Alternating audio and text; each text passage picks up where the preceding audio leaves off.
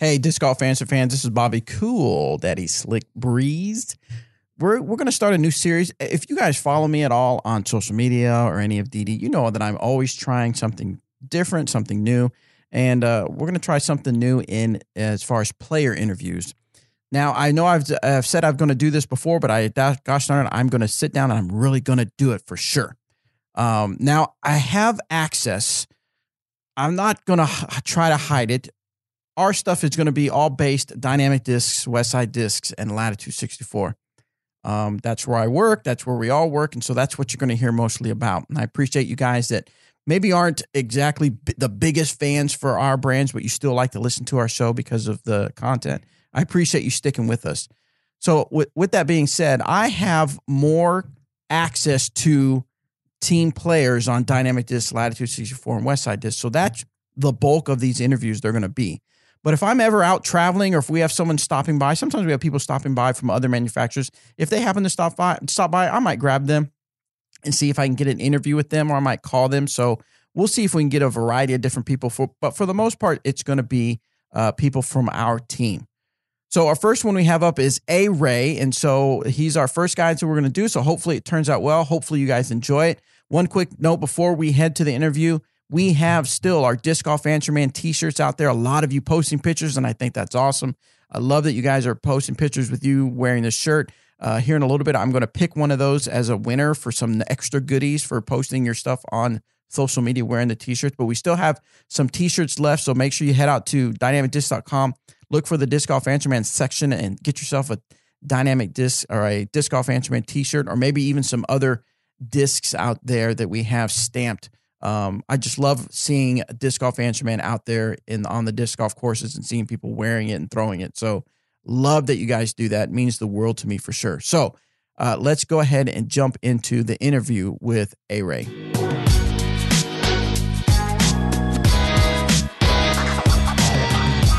All right. So how are you doing today, Mr. A-Ray?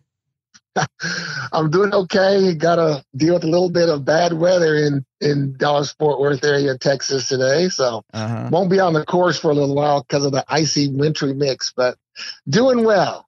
Yeah. Watching the replay of the women's hockey last night. How did that go? I wasn't able to stay up to watch it. Well, you want me to spoil it for you? Yeah, go ahead. Who won? It's one of the greatest games in history. You're kidding me. Overtime, the women were down 2-1. They scored late in the third to tie it up. Went into overtime, 20 minutes of OT, 0-0. They had to go to a shootout. After the 5-girl shootout, it was still tied. They had to go to extra shots. And the USA, with a woman by the last name of Lamoureux, won the game. Nice. On extra shootout. Nice. Man, I can't and believe the gold medal. I'm laughing because we were like getting settled and things were winding down, and I said, I'm just going to go to bed. My wife said, I thought you wanted to watch the women's hockey. I'm like, I can't stay up. And I miss it. Hey, unbelievable. Well, you would have been up a long time because it didn't finish till 1:40 in the morning. Holy moly. Yeah. I guess that was a long game, tied 3 periods, then overtime, 20 more minutes, and then they had to go to shootout. So yeah.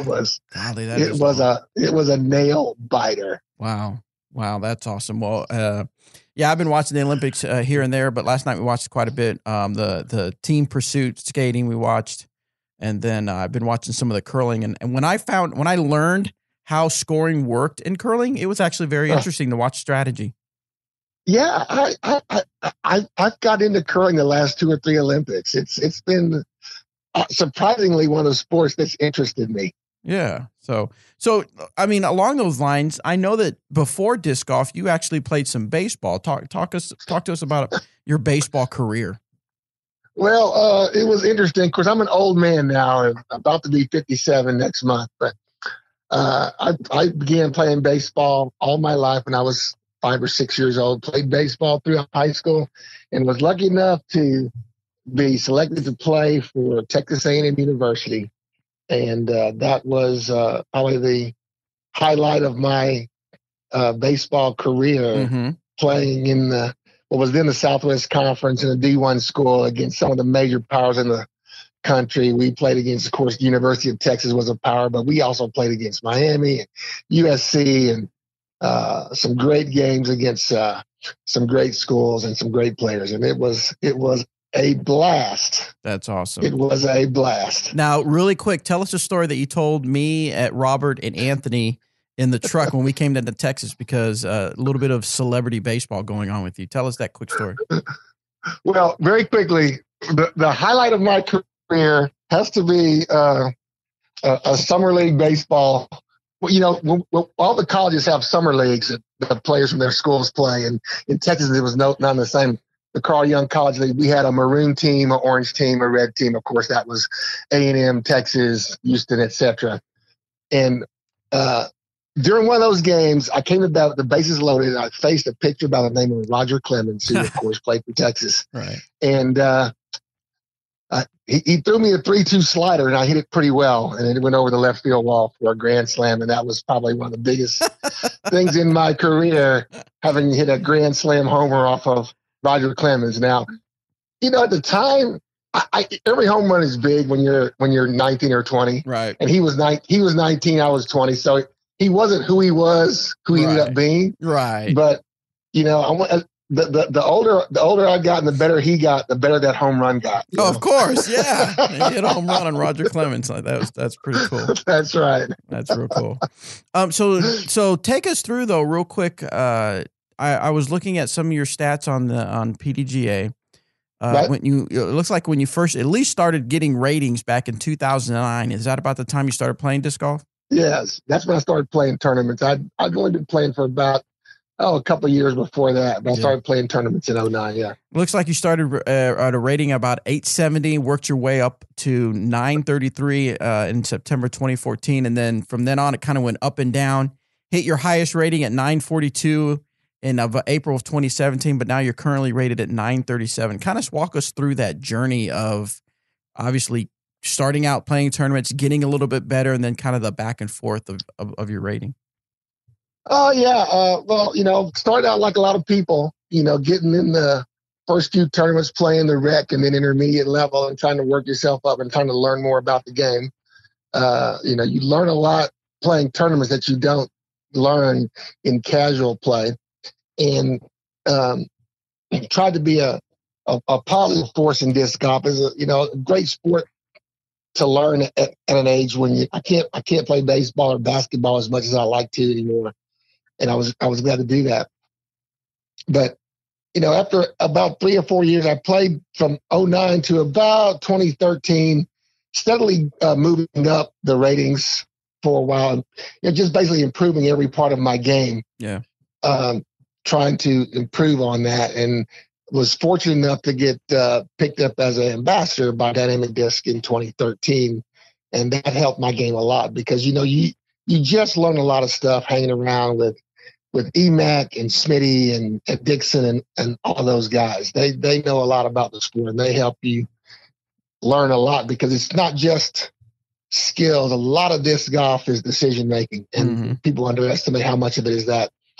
And found myself as I became I got to 50 and went into Grandmasters, became pretty competitive in that level, and got to about I'd say in 14, I got to about 930, 935 rating, and I've kind of been hovering right around the 930s, all up and down the 930s for about 3 years. Part of it is inconsistency, and I've got this thing I think I've got to work on more is being more consistent. I have the ability to put together some rounds, but I've also put together some rounds that are not so good. So I want to make sure that I get rid of the bad rounds and just have the good rounds, and that's what I'm working on right now in my game. Was fortunate enough to get several wins at the what they call 50 plus level now. Used to be Grandmasters. Yeah. Playing a mixture of both the pro level and the AM level, but I'm working on getting some consistency. Yeah. Now you said in your little bio that can be found at dynamicdisc.com that one of your greatest memories was winning your division at GBO in 2016. Tell us how that felt. Yeah. there's nothing like the glass blown open. I remember people would always tell me the glass blown open was the greatest tournament ever. The glass blown open is the greatest tournament ever. And finally, I said, I guess it was 14 was my first one. I said, I just got to find a way to get to this tournament. Mm-hmm. And after I went there for the first time, I said, I'll never miss this tournament, this event again. Because it was better than people described it to. One of the greatest events of all is the Glass Blown Open week. And, usually you're sitting there, I'm going to do my best. I'm going to get out there and try to be competitive and work hard. And, I had some top 10 finishes at Worlds, but, anytime you're in a big field, in a big tournament, things just you have to not only play well, but things also have to go your way a little bit. Yeah. Whenever you're playing against a big field, there's any good tournament, there's 5 or 6 or 8 players, maybe 10 players that could win the tournament. And I was lucky in some ways because I don't know if you remember, it was the year, not the year that Doug had to cancel the round, the year before that, where half of the round got played and then it got canceled. Yeah.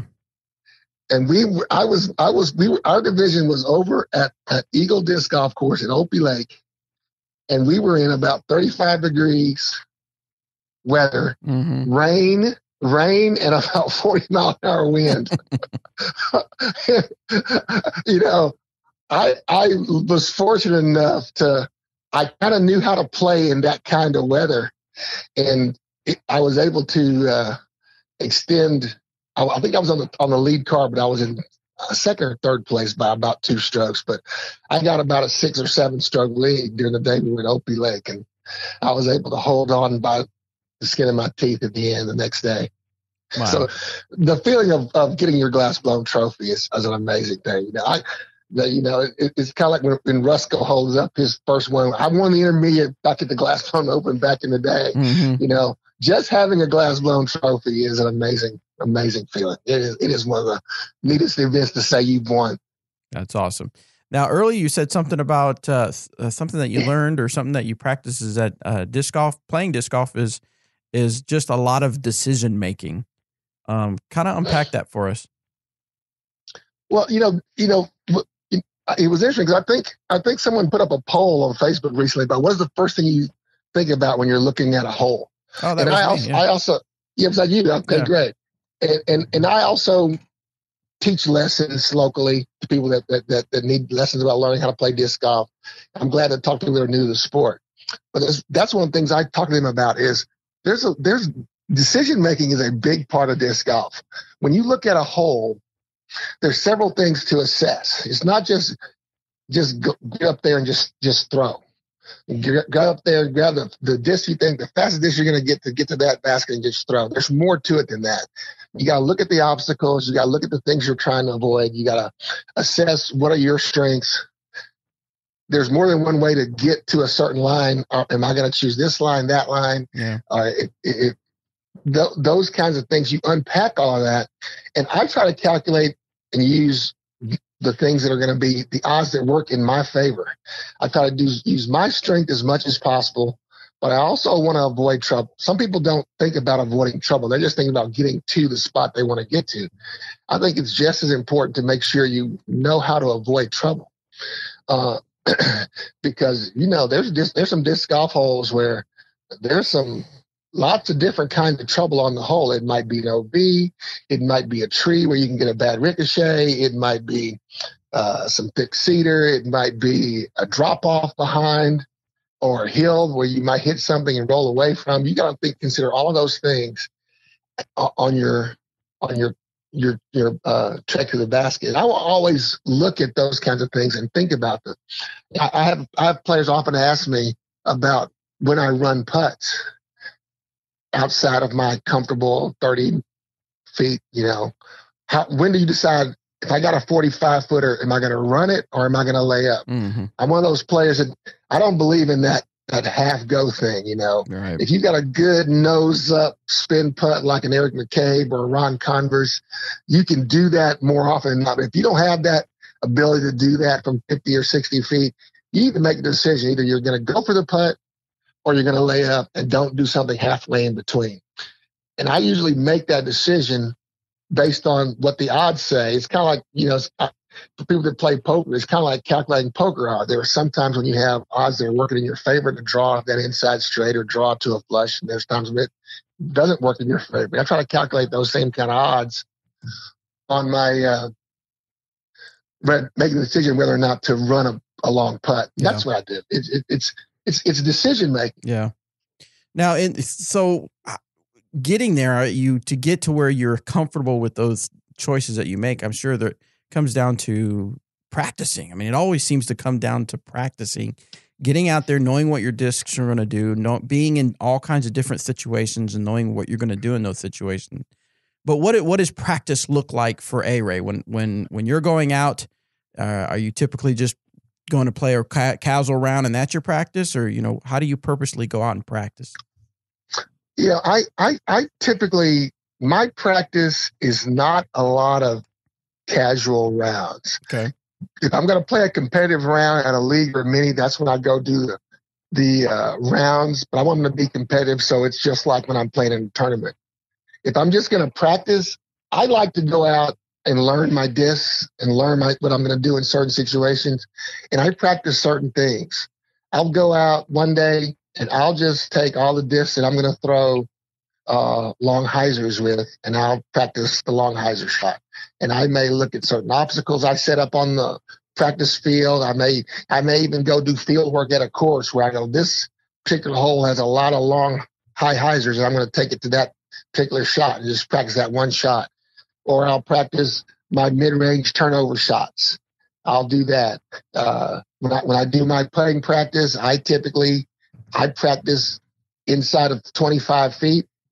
I don't practice much outside of that because I want to make sure that I'm getting my skill level on that. But I'll practice all kinds of situations, from one knee, having to straddle out hard left, having to straddle out hard right, uphill, downhill, all trying to do all those things inside of that 25 feet to 30 feet, because I want to learn how to do those in every situation because I want those to be well. So my practice, typically I go out and look at one thing at a time when I'm practicing. And that way I know, like the situation we were talking about before, what I can and can't do, which things I'm going to do well, and where my odds are of making that shot or making that long putt in those situations. I want to know that before I attempt it, so I can make a good decision. How long are you typically when you pick a certain shot? Are you like throwing like 2 or 3 discs, or how does that work? One thing that's lucky, but when you're a sponsored player, is you pretty much have access to this. So I have many backups of the disc islands. If I'm gonna throw distance hyzers, I'm probably gonna grab all of my defenders and enforcers, which might be 10 or 11, and go out and practice it with that shot. Okay. That's how I'm going to do it. And I just have a stack of them. And it also keeps me from being tempted to do other things. If I have my whole bag with me, I may start doing other things. But if I go out there and all I have is those defenders and enforcers, I guess I'm really going to practice long hyzers, because that's probably that's the shot I'm using those discs for. Now, it keeps me focused on what I'm doing. Sure. And I do something similar with any other shot I'm going to be practicing. Yeah. Now, keeping along with the practice theme, what's something that you just do not like to practice, but you just need to practice? If I'm like most people, what I don't practice, or I should practice more of, is approach shots. Everyone likes to drive and everyone likes to putt. Mm-hmm. People don't practice approach shots. They really just don't. I have to make myself sometimes, okay, we're going to practice 100 to 170, 180 foot approach shots, because that can make your life so much easier when you get that approach shot to within 10 or 15 feet. But we don't practice those a lot. So I have to make myself, and like I said before, when I'm going to do that, I get a bunch of the same disc, whether it's my Wardens that I'm going to be using for a long shot, or it's my Slammer, whatever it is I'm using that day to practice those 100 to 180 foot up shots. I grab those discs and go out there and do the same thing, because that's one of the things I need to do more of. I think probably the same for everybody. Most people, when they practice, they throw drives, they throw putts. They don't throw approaches. Yeah. I get that. Now with those stack of discs, and we all know that, you have, if let's say you have 10 discs of the same mold, some of those Right. discs are going to fly just a little bit different. How do you implement that into your game, knowing that different discs will have a little bit different stability based on their age? Absolutely. I'm one of the persons that I carry multiples of a lot of discs in my bag. I'll have a couple of Wardens I use strictly for approach shots. One that's worn in a little bit, so it's going to fly a lot straighter. I can even turn it over a little bit. And then one that's close to new. It's going to still have a lot of its stability. It's going to go the way the angle I put it on, but it's going to fall to the left or straight down at the end. And I got to learn that. And I know that. And I know when I'm practicing, for the most part, my newer discs are going to act like that one that's in my bag that's new. And I know that going in. So I'm getting probably more practice with the upshot disc in my bag that's newer than the one that just goes straight. And I know that up front. But that's one of the things that I do to make sure I'm aware of that. In fact, if I'm gonna use my one that's worn in a little bit, that's beaten a little bit, I might go out and throw it mostly the time I'm throwing my deputy or something, when I'm actually practicing Anheuser approach shots instead of all of my straight ahead approach shots. I gotcha. Now, according to your bio on the Dynamic Disc page, your favorite disc is the Escape. Is that still true to today, or has it changed? Well, the Escape's definitely my go-to driver. Okay. I throw that a lot because when you don't have big arm speed, you got a disc that flies dead nut straight all the time. Yeah. And when you have that disc, you can put it on a lot of lines. You can put it on an Anheuser line, you can put it on a straight line, you can put it on a Heiser line. And I've gotten to where I can throw an Escape up to about 370, and which in my division with over 50, there's not a lot of guys that are pumping it out 450 anymore. So if you can get something you can throw accurately up to about 370, 375, you're going to compete pretty well. So I still throw that as my main go-to driver. Okay. I'm one of those guys, I do like to do a lot of putter throws. I have one of those bags with a lot of putters in my bag because I do throw the putter a lot as well. So I will throw the Warden a lot in addition to my Escape. But that's because I like, I'm one of those guys, my favorite shot is always the dead flat straight shot. If I'm in that 350, 325, 3+ range, I'm going to throw the Escape. But if I can get one that's inside of 250, I'm going to throw my Warden most of the time. Well, now, what particular plastic do you like your more of your drivers in? My Escapes, I really have come to love all of the plastics, but I throw Biofusion and Fluid a lot. Now I know the fluids are going to be out of production now, so I had to stock up, and I have several of those in my bank already that are brand new that I stocked up on. But I throw Biofusion. I love the fluids. I love. I will throw Lucid Infusion in some molds, but I really throw more of Biofusion and Fluid. So the Warden is your putting putter and also the throwing putter you use? Absolutely, yes. Okay. Great disc. I'm one of those guys that thinks it's the greatest disc ever made. Well, you and Robert could have a good time with the Wardens out there, because we know he loves his Wardens for sure. We love some. Yeah. Now, but when it comes to the mid ranges, which mid range do you find yourself reaching for the most when it comes to having a mid range shot? I've loved, since the EMAC Truth has come out, I throw my EMAC Truth on a lot of lines for my mid-range shots, and it's just a very controllable disc that you can put on whatever line you want it to come on, and it's going to be predictable, not too flippy. I have the EMAC Truth, and I throw it mostly in the Fusion, but I also have a couple of moonshine ones that I throw as well. But the Emac Truth is my favorite mid range. I throw that more than the other mid. So you've kind of told us, your putter, your driver, and the mid range. How do you go about? Because we always come out with new discs every year. Every manufacturer comes out brand new discs every year.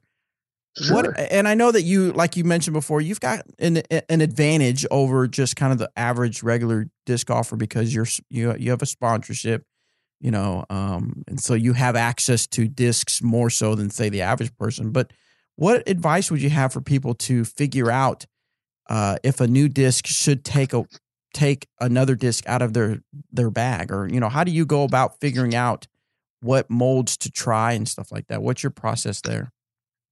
Well, first of all, I don't think it harms you at all to try anything. Yeah. I try all the discs. There's a lot of discs out there. Our brands come up with new discs all the time as well. And you get out there and try them and see if they can do something that you don't have in your bag currently, and see if it can add to what you need to do. A prime example is Latitude 64 just came out with the Explorer and the Ballista Pro, and just give them a shot, see if they work for you. Mm-hmm. I've been liking what I've seen from the Explorer. It kind of fits a gap that I don't have in my bag. It's a little it's not quite a Felon, but it's more overstable than my than my Emax. So it kind of fits in there where I might find a good use for that. So I'm working that in, especially as I'm trying to learn and be able to throw more sidearm shots, more forehands, and I need something that's not a super fast disc that I can throw and still control with a sidearm shot. I'm learning, hey, that Explorer is really helping me out a lot more than I can, because I can control it. I can throw it harder and still get a lot of spin on it a little bit better than I can with a Felon. So, you try the discs out and see if they can fit what you need them to do for you. Now, why is sidearm something that you're working on? Well, the more I play this sport, the more I learn that, as much as, and I throw some pretty good turnovers, and I can throw a lot of rollers to get things to go to the right. Mm-hmm. But there's still some holes that are designed and some shots that, man, just having a sidearm that you can throw, maybe sometimes it's low, flat, straight before it skips, being able to also, especially if you're in the woods and you have something that needs to turn to the right, and it's a very tight gap. The advantage of the forehand is you can look at the basket or look at your target, where you're throwing, without ever having to turn your back. That's a big advantage. And you see guys like even like our team captain, like Eric, who used to not throw hardly any sidearms at all, and now he throws a lot more than he used to. Yeah, because it helps you to be able to use that line when there's times when there's the backhand turnover shot is just difficult because it's shaped differently than a low sidearm that's going to skip to the right. Having to turn that over with a backhand is a totally different flight pattern to get to the same spot than you can with a sidearm. So what mechanics or whatever are you trying to work through to get your sidearm better? Well, one of the things I'm working on is, and Eric Oakley talks a lot about this, is don't try to throw stuff that's too fast. Yeah. When you're starting out, try to get something you can control, that you can throw low, that'll flip up and glide. And that's what I'm working on. A lot of people, when they start first trying to throw sidearms, all they do is get the most overstable disc they can. They over torque it, knowing it's going to come back. But you're really not getting good form like that, and you're also limiting what shots you have available to yourself. Mm-hmm. You want to be able to throw your sidearms just like your backhand, from hyzer to flat to anhyzer to roller if you need to. And that's what I want to do, is make sure I can use my sidearm to throw whatever shot I need at the time. Excellent. So thinking back over your time playing disc golf since roughly 2009, a little bit before that, what is a technique that you have learned, or any kind of trick or tip or anything that you've learned over the years that you've that you can say you've definitely implemented in your disc golf game? It's slow down. That's a When good one. I first started playing disc golf, like a lot of guys, I'm a big guy. People that don't know, I'm 6'5" and 260 pounds. So Yeah, I I was know. a big, strong. When we drove in that truck of yours, I thought this is a full crew cab size truck, and I don't know if there's still enough room for you to get in there and drive.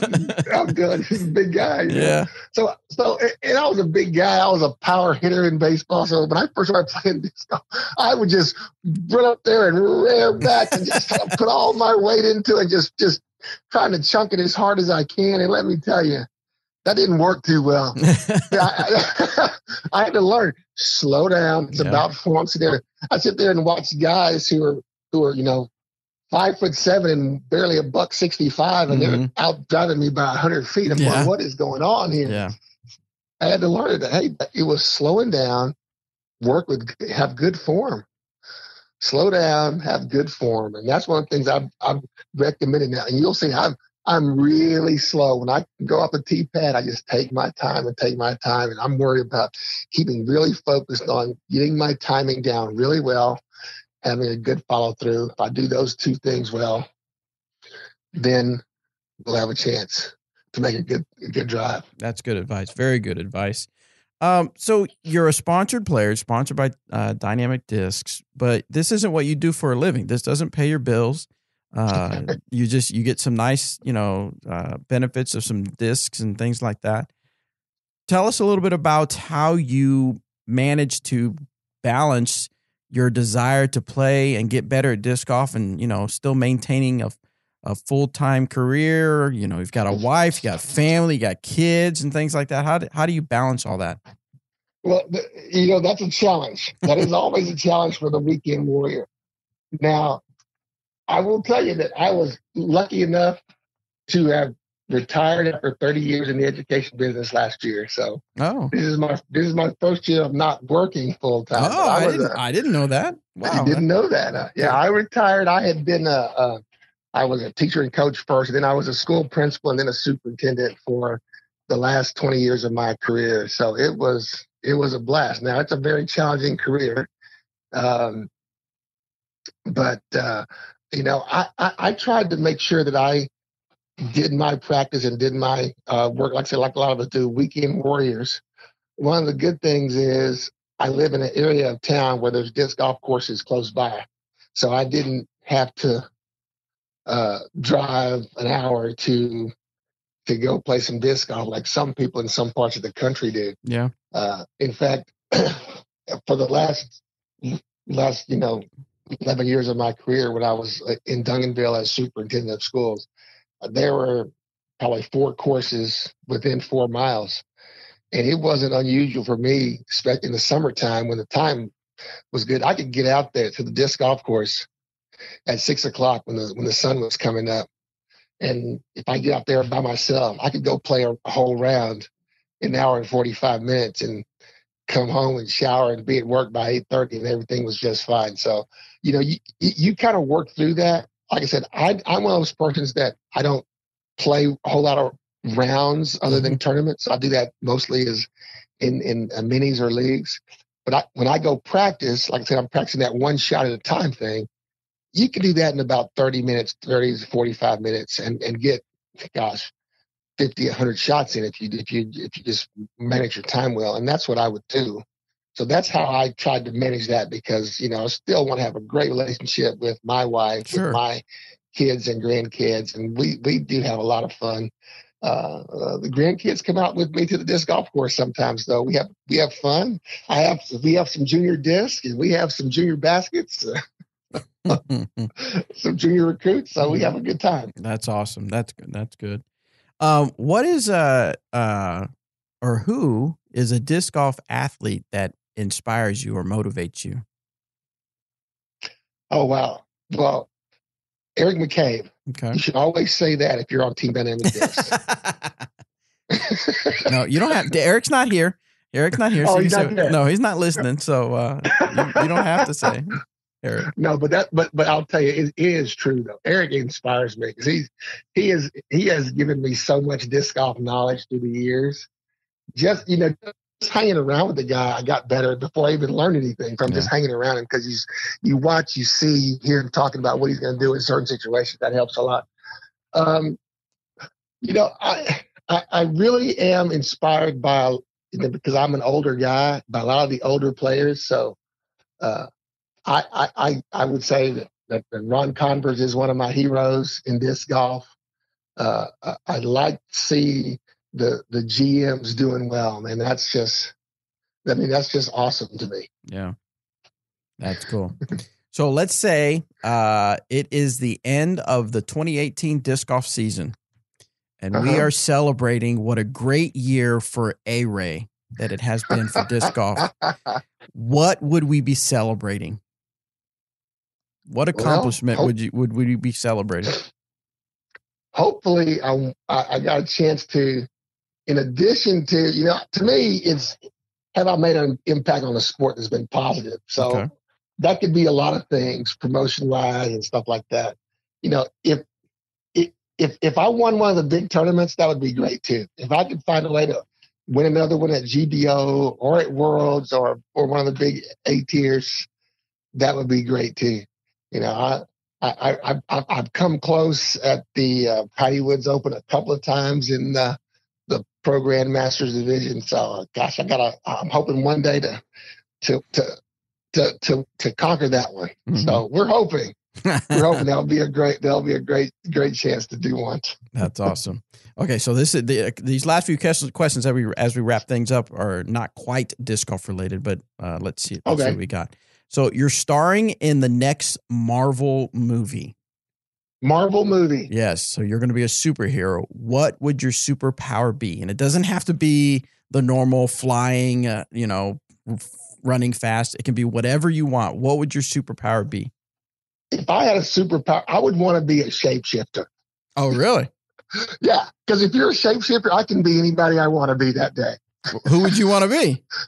Well, I don't know. See, if you're a shapeshifter, you can actually be everybody. Yeah. I want to be Cool Daddy Slick Breeze tomorrow. And I could be Eric McCabe. If I wanted to have great hair, I could be Robert McCall. I could just be a different person every day. Okay. That's what I think. That would be a cool superpower to have. I get it. All right. So let's say I've heard this question on other shows that I listen to, and I really like it. If you could sit down and have dinner with two famous people, dead or alive, who would those two people be? Who would you want to sit down and have dinner with? Wow. If I could pick two people from all of time, huh? All of time. Well, one of them would be Jesus Christ. Mm-hmm. I'm sure that's a popular choice. Yeah. But I would pick him, and then I would probably pick somebody's brain I'd like to pick. Probably Martin Luther King Jr. What would you talk about with Jesus? I would ask him a lot of questions about, man, how do you pull that off? I mean, seriously, these people are mean to you, and you keep turning the other cheek. How do you do that, dude? Yeah. That would be one of the things I would ask him. And I'm sure I'd get some deep philosophical reason, which probably something I would need to understand too, because I'm human. When people are mean to me, I'm not usually nice to them. Yeah. But he found a way. Yeah. He found a way. He found a way. And Martin Luther, what's something you'd want to discuss with him? I would ask him how you balance the need for the movement and change you need to make with the methodology of, he was all about nonviolent protests, but he definitely was in the middle of all the big protests. And how do you balance what you do with how you do it? Mm-hmm. So that's what I'd probably talk to him about. That's awesome. I love it. Okay. What is something not related to disc golf that you are obsessed with right now? It can be anything. Dude, this is not just now. This has been my whole life. Okay. I am a game player, parlor games, game shows.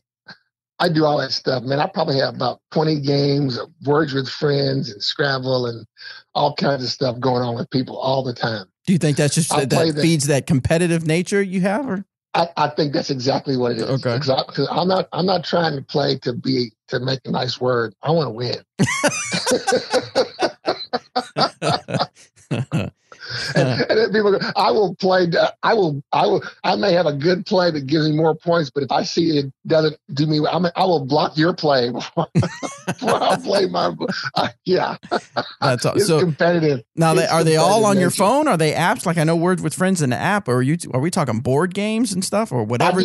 I do it all. You do it all. I have some on the app, and I have some with my friends on the app, and I play board games. I mean, my family won't do family game night with me anymore because they say I'm too competitive. Oh, really? that's rough right there. I mean, I'm the guy that we play Monopoly. If I get a Monopoly, I'm going to try to buy one of every other property so no one else can have one. Wow. Okay, noted. Anytime we have a Team DD night or something, don't play with A-Ray, yeah, or at least have A-Ray on my side.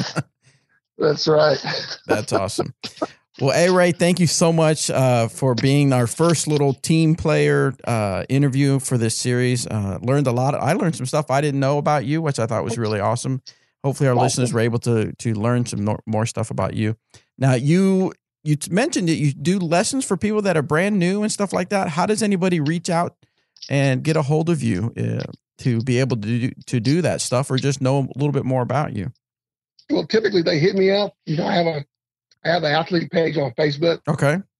And they can message me through there. If you don't know it, it's facebook.com/A-Ray Disc Golf. Okay.